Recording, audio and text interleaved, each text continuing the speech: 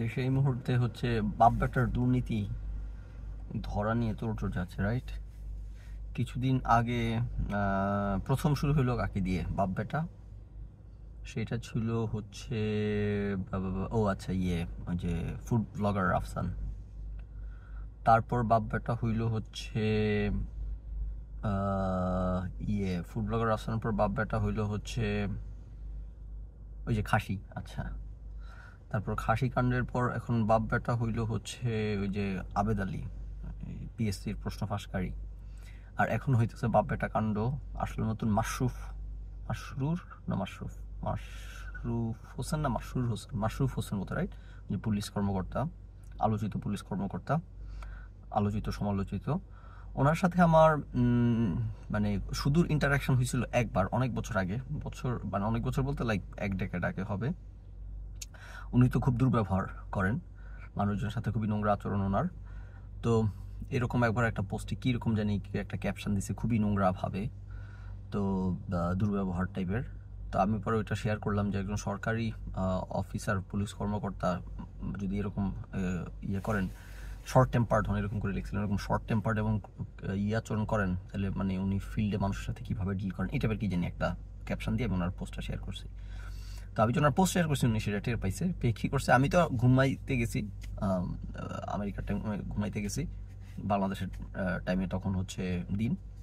ঘুম থেকে উঠে দেখি আমার ওয়ালে গালাগালি করে আমার সব পোস্টের নিচে মানে বন্যা, হাজার হাজার না বোন তুলে, এবং এরা সবাই হইতেছে বিভিন্ন গ্রামের ডিগ্রি কলেজ, তারপর পলিটেকনিক এইসবের।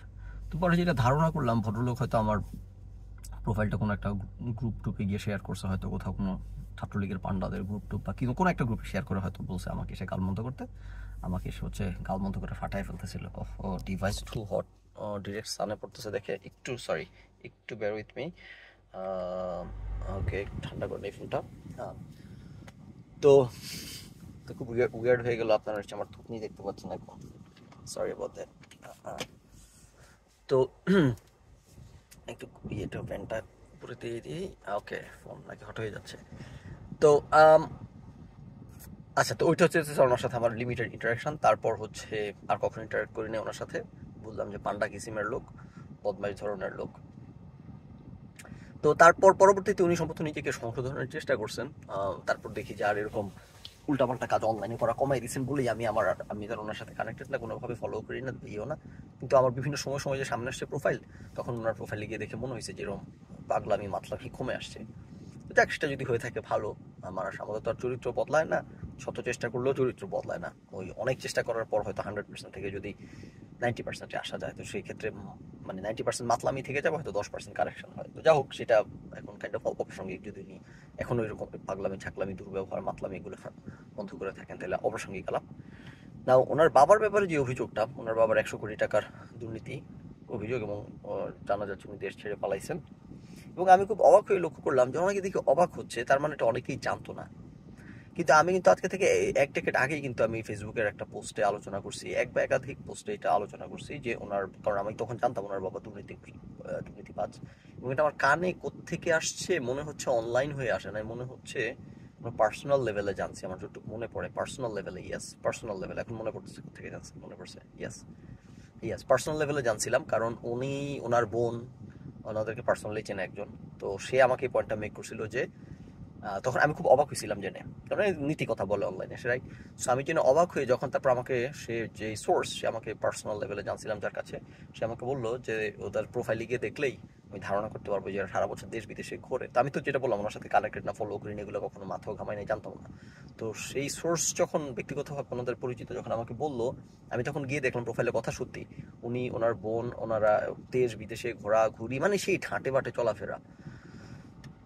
তো এবং ওনার বাবা যে বন বিভাগে আছে সেটা তখন জানছিলাম, এবং দুর্নীতি করে সেগুলো সব জানছিলাম। তো যে কারণে আমি অবাক হচ্ছি না, কিন্তু মানুষ সবাই অবাক হচ্ছে দেখে আমি তখন একটু রিয়েলাইজ করলাম আর কি, যে এটা মানে মানে এটা অবাক হওয়ার মতো কিছু না। এই এখন আমি মানে মানে মানুষ সবচেয়ে বেশি যে জিনিস সম্ভবত অবাক হইতেছে সেটা হচ্ছে যে যে যেটা বন বিভাগের ওটা নিয়ে অবাক হইলো, বা এখন আবার হিয়া বাটপারদেরকে আলোচনা নিয়ে আসবো। এবং আনতে হবে যেই কারণে মানুষ অবাক হচ্ছে যে ক্লাসিক যেই বিষয়টা এখানকার, সেখানে ক্লাসিক বিষয়টা হচ্ছে যে বিশাল ধার্মিক, বিশাল ভালো লোক, ভদ্রলোক একেবারে, কিন্তু দেখা যায় তলে তলে একদম প্রতারক, একদম টিপিক্যাল বাঙালি প্রতারক, ছেঁচড়া প্রতারক টাইপের। আবার দেখা যায় মানে খুব ভালো কথা বলতেছে, নীতি কথা বলতেছে, আদারওয়াইজ সাকসেসফুল লোক, কিন্তু দেখা যেতেছে বাবা দুর্নীতিবাজ। সো এই জিনিসগুলো মানুষকে অবাক করে, রাইট? বাংলাদেশের সব মোটামুটি হাত দিলে সবাই দুর্নীতি, অন্যায়, অনাচার, বাটপাড়িতে পাওয়া যাবে। এটা শক ফ্যাক্টর যেটা এখানকার এই বিষয়গুলোর, সেই শক ফ্যাক্টরটা হচ্ছে এই, সরি, আমার অনেকে কমেন্ট করছেন যে ক্যামেরার দিকে তাকায় কথা বলতে, চোখের দিকে বদভ্যাসের মতো হয়ে গেছে অন্যদিকে তাকায় কথা বলার, সবকিছু চর্চার বিষয়। কিছুদিন ক্যামেরার দিকে তাকায় কথা বললে তখন আবার ওই অন্যদিকে চোখ যাবে না, এখন আবার অন্যদিকে তাকায় কথা বলার বদভ্যাস করে ফেলছি, এখন আবার ক্যামেরার দিকে চোখ আসে না। যাও, তো কি বলতেছিলাম জানি, ও আচ্ছা, যে শক ফ্যাক্টরটা, যেই কারণে মানুষ অবাক হচ্ছে ফর দ্য মোস্ট পার্ট এই কারণে যে এদের কাছ থেকে, মানে সারা দেশে চোর বাটপার আছে, তাই বলে এরাও যদি চোর বাটপার হয় তাহলে বাকি রইল কি, রাইট? এখন এখানে আপনি দেখেন যে মানে আপনি এই দেশে এখন লাস্ট আলোচনায় আসার আগে লাস্ট পয়েন্টে যদি এই পয়েন্ট একটু টাচ করি, যে ভদ্রলোকের দোষ কোথায় এখানে, মাশরুফ হোসেনের, যে ওনার বাবা দুর্নীতিবাজ হইলে এইখানে ওনার দোষ এই কারণে আমি খুব মানে বললে ওনার, I am not going after him, at the same time উনি এটা দায় রাখতে পারেন না, কারণ উনি ক্লিয়ারলি উনি জানেন ওনার বাবা দুর্নীতিবাজ, ক্লিয়ারলি না জানার কোনো কারণ নাই। ওনার বাবা সরকারি চাকরি করে, এত টাকা, কোটি কোটি টাকা কই পায়, ওনারা দেশ বিদেশে ঘোরাফেরা, এই হাটে বাটে চলাফেরা কিভাবে সম্ভব? সো জানেন, না জানার কোনো কারণ নাই।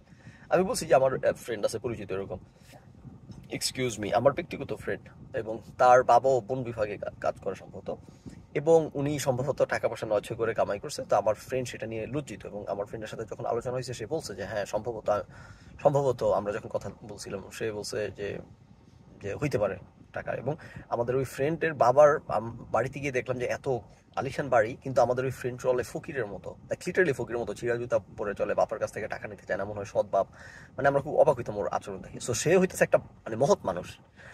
সবাই এরকম মহৎ হওয়াটা কঠিন, সবার কাছ থেকে সেই আশাটা আমরা না করলাম, ধরেন যে সবাই ওর মতো এরকম ব্যতিক্রম মহৎ হওয়া এরকম। একটা কথা বলে যে ইউ আর, এমনি কথাটা বলে মানে বেসিক্যালি আপনি একটা সোশ্যাল কনস্ট্রাক্ট, একটা you are a construct of your surrounding, right? কিছুদিন আগে একটা মুভি দেখতেছিলাম, মুভিটার নাম কি, 12 ইয়ার্স আ স্লেভ মুভি দেখতেছিলাম। মুভিটা খুব সুন্দর, অস্কার প্রাপ্ত। তো মুভিটা দেখছি, যে রেকমেন্ডেশন আমার এক ফ্রেন্ড শেয়ার করে, আমার সেই ফ্রেন্ড বড় সরকারি কর্মকর্তা, সে ফেসবুকে শেয়ার করছে, তারপর দেখছি।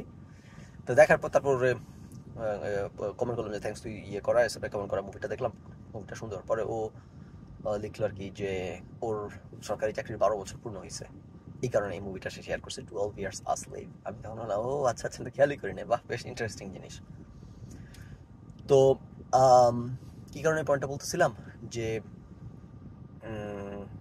ও আচ্ছা, যে তো এই জিনিসগুলো মনে করেন আমার ওই ফ্রেন্ড, এই ফ্রেন্ড না, আরেক ফ্রেন্ডের কথা বলতেছি, যার বাবা হইতেছে বন বিভাগের কর্মকর্তা, এবং খুব আমার সেই ফ্রেন্ড অলমোস্ট অমানবিক লেভেলের এই যেটা সবার কাছ থেকে আশা করা যায় না। তো এই যে এই আচরণগুলো, ও আচ্ছা না, যে কারণে 12 ইয়ার্স বলতেছিলাম যে আমরা সোশ্যাল কনস্ট্রাক্ট। তো সেই মুভিতে ধরেন দেখায় যে সবাই সেখানে স্লেভদের সাথে খারাপ ব্যবহার করে।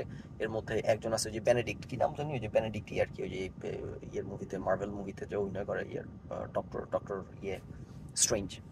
সো ওকে দেখায় হচ্ছে ও একটা ভালো ক্যারেক্টার দেখায় আর কি, যে সেখানে সে স্লেভদের সাথে খারাপ ব্যবহার করেই না, বরং ওর স্লেভের সাথে নির্যাতন করা হইলেও সেভ করার চেষ্টা করে। তারপর একজন স্লেভ ওনার, তার ওয়াইফ হইতেছে কাইন্ড অফ ভেদামাস টাইপের, কিন্তু যে স্লেভ ওনার সে হইতেছে তার মেয়ে স্লেভ একটার সাথে সেক্স করে দেখে সেই মহিলা হইতেছে এখন ওই মেয়েটার সাথে খারাপ ব্যবহার করে, আদারওয়াইজ সেই মহিলা এগুলো নিয়ে মাথাও খাবার এই টাইপের। তো যে কারণে আমি পয়েন্টটা বলতেছি যে দেখেন, মানুষকে জাজ করার সময় সবসময় মানে ওভার জাজ করারও দরকার নেই, আন্ডার জাজ করারও দরকার নাই। যে আমি যে কথা বলি, আমি সবসময় নিজেকে সেই জুতাই বসাই, রাইট?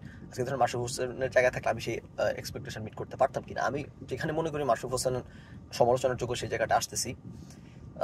তো যে কারণে এটা বলতেছি যে ধরেন ওই সময় স্লেভারির সময়গুলো নিয়ে বিতর্ক হয় যে তখনকার সময় সবাই কি খারাপ ছিল, যারা স্লেভ রাখতো সবাই কি খারাপ ছিল, কেউ কেউ আর্গুমেন্ট করে হ্যাঁ স্লেভ রাখতো মানেই খারাপ ছিল, আর কেউ কেউ বলে যে না, তখনকার সমাজে সবাই স্লেভ রাখতো দেখে স্লেভ রাখছে, তখনকার একটা সোশ্যাল কনস্ট্রাক্টের অংশ ছিল, তারা সারাউন্ডিং এর বাইরে গিয়ে কিছু করে নাই, এটা আলাদা কোনো খারাপ কাজ ওরা করে নাই। প্রশ্ন হচ্ছে তারা স্লেভের সাথে খারাপ ব্যবহার করতো কিনা, যেই কথাটা বললাম যে বেনেডিক্ট নামটা তো ভুলে গেলাম, ডক্টর স্ট্রেঞ্জ, যে সে সবাই স্লেভ রাখে, সেও স্লেভ রাখছে, কিন্তু সে স্লেভের সাথে খারাপ ব্যবহার করতো না।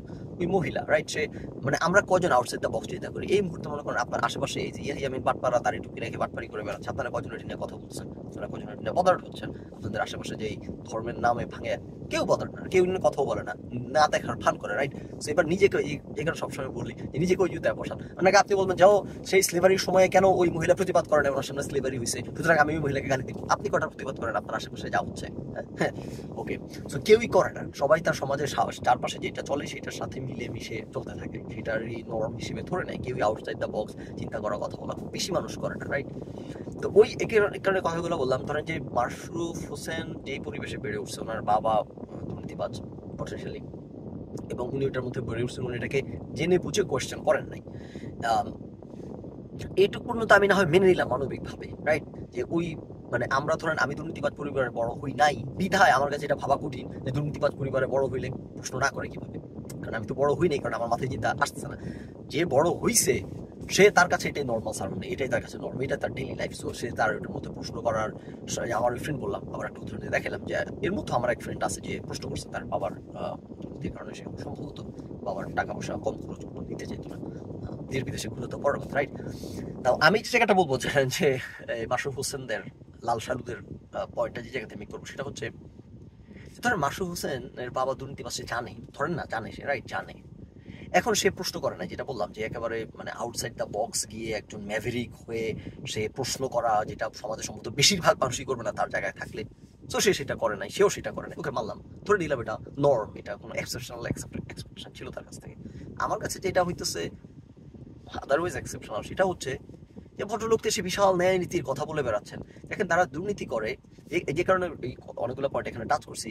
মানুষ অবাক হচ্ছে কেন ইয়াহিয়া আমিনকে নিয়ে, মানুষ অবাক হচ্ছে কেন আবেদ আলীকে নিয়ে, যে দুর্নীতি অনেকেই করে, কিন্তু দুর্নীতি করে আবার পাশে একটা ধর্মের লেবাস মারা, দুর্নীতি করে পাশে আবার ধর্মের কথা বলা, দুর্নীতি করে আবার ইন্টেলেকচুয়াল ভাব নেয়া, দুর্নীতি করে অসততা করে বাটপারি করে আবার হইতেছে লেকচার দেয়া, এইটা হইতেছে মানুষকে ইনফ্লিক্ট করতেছে। মানুষ জানে এই দেশের মানুষ সব বাটপার হাতাইলে সবগুলোর মধ্যে বাটপারি পাওয়া যাবে, কিন্তু এই বাটপারদের মধ্যে কিছু আবার অধ্যত্ত ওই লেভেলের বা নির্লজ্জতা ওই লেভেলের, যারা বাটপারি প্রতারণা দুর্নীতি করতেছে আবার বুক ফুলায় এসে মানুষের সামনে মানে লুকিয়ে লুকিয়ে থাকতেছে না, বাটপারি করতেছে, লুকিয়ে লুকিয়ে থাকতেছে, ধরা পড়তেছে, জেলে যেতেছে, এটা ওয়ান থিং। না না না, সারা দেশের সামনে ক্যামেরার সামনে সে নীতি কথা বলি, ধর্মের লেকচার, ইন্টেলেকচুয়াল লেকচার, কিভাবে চলতে হবে, এটা মাশরুফ হোসেন করে বেড়াইছে, রাইট? সো ওই জিনিসটা আই থিঙ্ক মানুষকে অ্যাক্টিভ করতেছে, এবং মানুষ এই কারণে এইগুলো নিয়ে আরো আলোচনা সংক্ষিপ্ত হইতেছে। এবং আমি যেটা বললাম, আমি কিন্তু অনেকগুলো পয়েন্ট অনেক দিক থেকে আলোচনা করছি, এবং আমি যেটা মনে করি ফেয়ার সেইভাবেই আলোচনা করছি যে মাশরুফ হোসেনকে কিভাবে আমি পার্সোনালি দেখি বা আমি মনে করি দেখা উচিত, রাইট?